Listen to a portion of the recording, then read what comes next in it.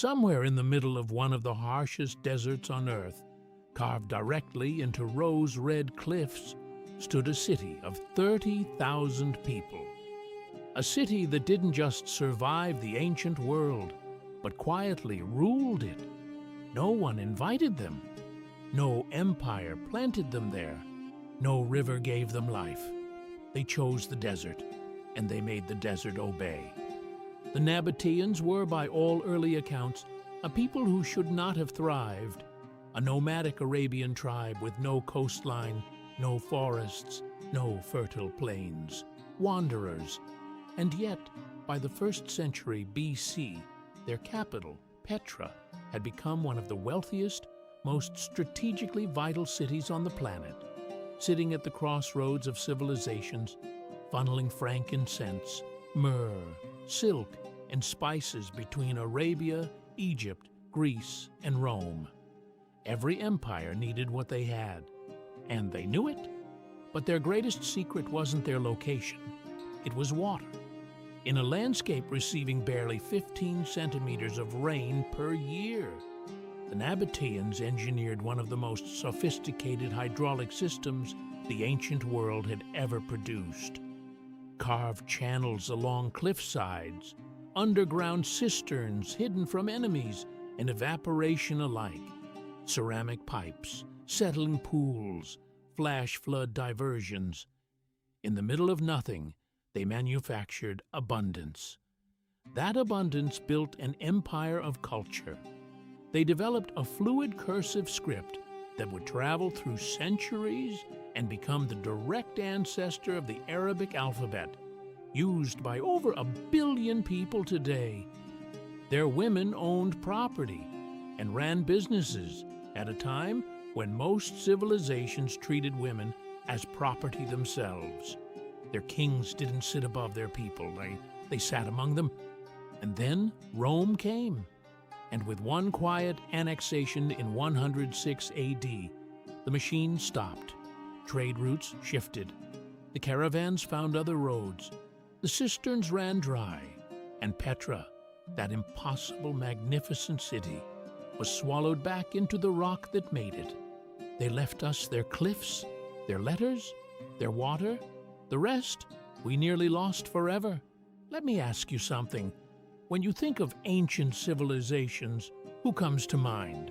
The Egyptians, the Romans, the Greeks, maybe Mesopotamia, the Persians, the Assyrians? What about the Nabataeans? Beat? Yeah, exactly. And that's the mystery I want to crack open today. Because the Nabataeans were not a minor footnote. They were, by almost every measure, one of the most brilliantly engineered civilizations in the ancient world. So, who were they? The Nabataeans were a Semitic people, meaning their roots trace back to the ancient peoples of the Arabian Peninsula. By around the 4th century BCE, roughly 300 years before the birth of Christ, they had established a powerful kingdom centered in what is today southern Jordan, the Negev desert of Israel, and the northwestern corner of Saudi Arabia.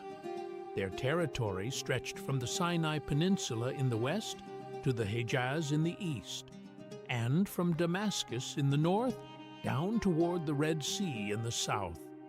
Now, on paper, this sounds like a terrible place to build an empire. We're talking about some of the most inhospitable terrain on Earth.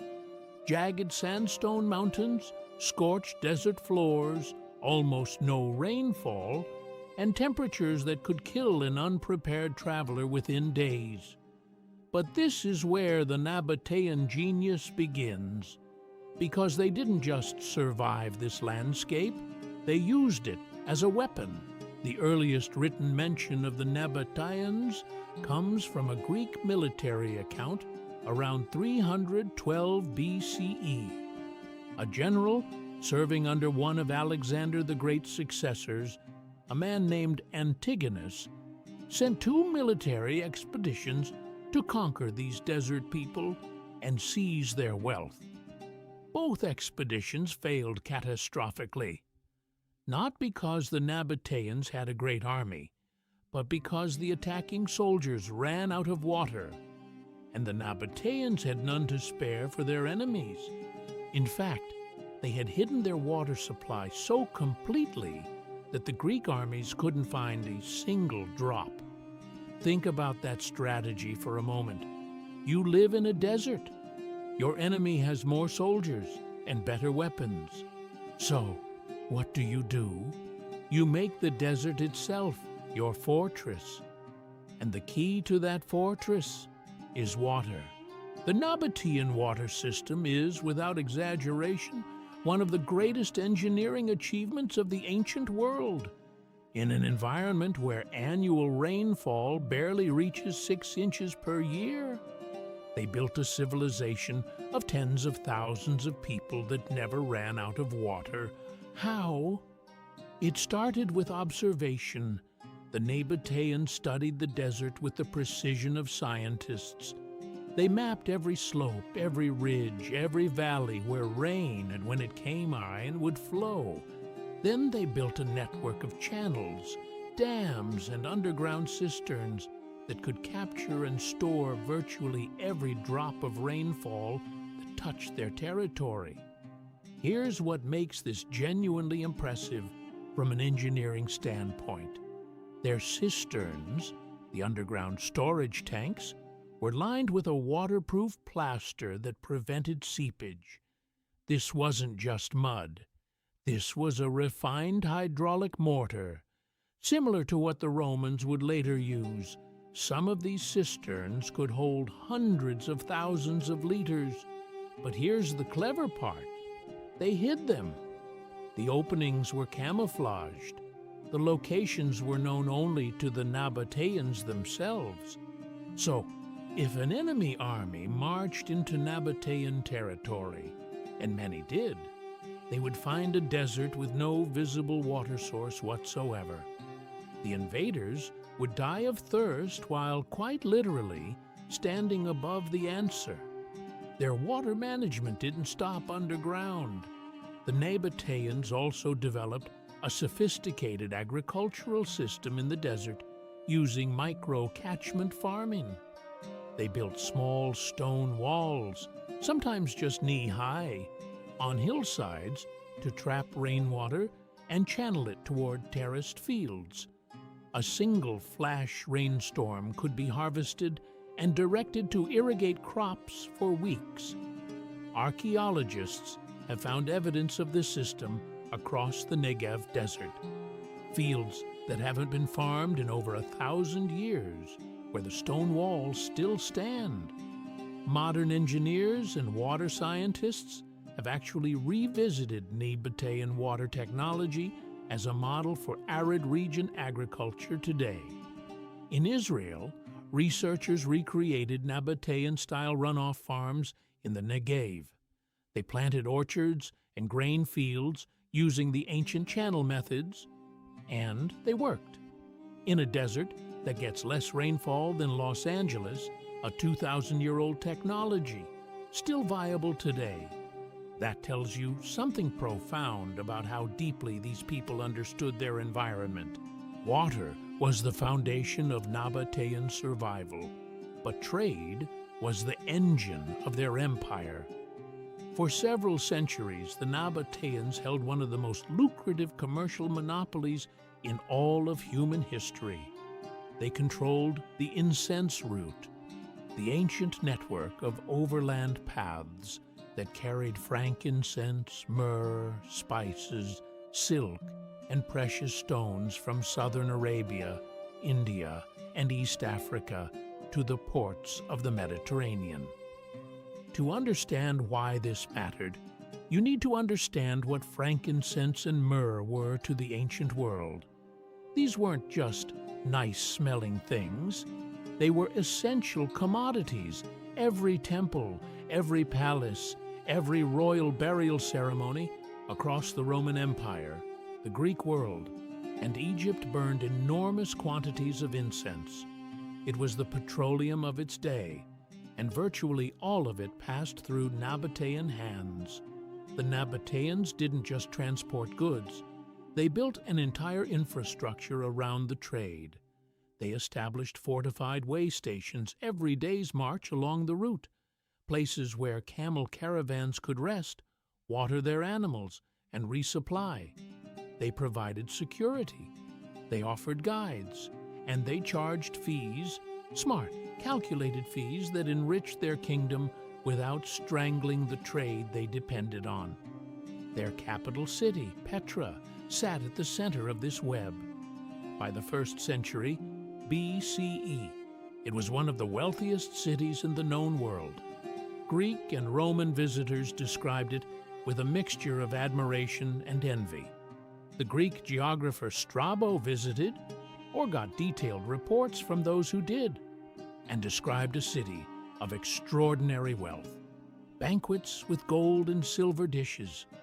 A king who sat on a couch to receive guests with his wife beside him, which shocked the Greeks, because in their world, women didn't sit at formal diplomatic meals. Nabataean society was remarkably progressive by ancient standards. Women could own property. Queens wielded real political power. Businesswomen appear in the archaeological record conducting trades in their own names. At its peak, the Nabataean kingdom, officially known as Arabia Petraea, covered an area roughly the size of modern Jordan and Israel combined. Its trade networks reached from India to Rome, from Yemen to Damascus. They were, in modern terms, the middlemen of the ancient world's global economy. And they were extraordinarily good at it, but if you want to understand the Nabataeans, truly understand them, you have to talk about Petra, carved directly into rose-red sandstone cliffs, hidden inside a mountain range accessible only through narrow canyons. A city of 20,000 people, temples, markets, royal tombs, a colonnaded street, a theater seating 3,000, all built in a landscape that looks like it belongs on another planet. I want to spend a moment on the engineering of what you're looking at, because it completely inverts what you think you know about construction. When we build something, a building, a monument, we start at the bottom and work up. We lay the foundation, raise the walls, add the roof. The Nabataeans did the opposite. They started at the top of the cliff face and carved downward. This meant that every decision, every column, every decorative element, every doorway had to be planned in perfect sequence before the chisel touched the rock. You cannot undo a mistake when you're carving stone. You cannot go back and add a column. You forgot modern architects and engineers who have studied these facades, describe them as requiring a level of pre-planning precision that would challenge professionals today. The most famous structure, known today as the Treasury, or Al-Khazne in Arabic, stands 40 meters tall, roughly the height of a 13-story building. Its facade is a masterwork of Hellenistic-influenced design, blending Greek columns and pediments with distinctly Nabataean decorative motifs. No treasure was ever found inside. The name Treasury comes from a Bedouin legend that a pharaoh hid gold there. The urn at the top still bears bullet marks from people who shot at it, hoping the gold would pour out. Petra wasn't just one building. At its height, there were over 800 tombs carved into the cliff faces surrounding the city. Some were simple niches, others were massive multi-story monuments that functioned like architectural advertisements. The bigger the tomb, the more important the family, the more powerful the message. Death, for the Nabataeans, was a very public affair.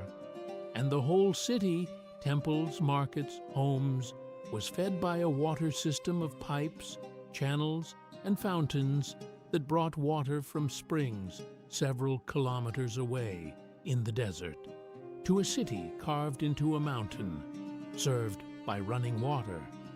20 centuries ago. Let me tell you something that might genuinely surprise you.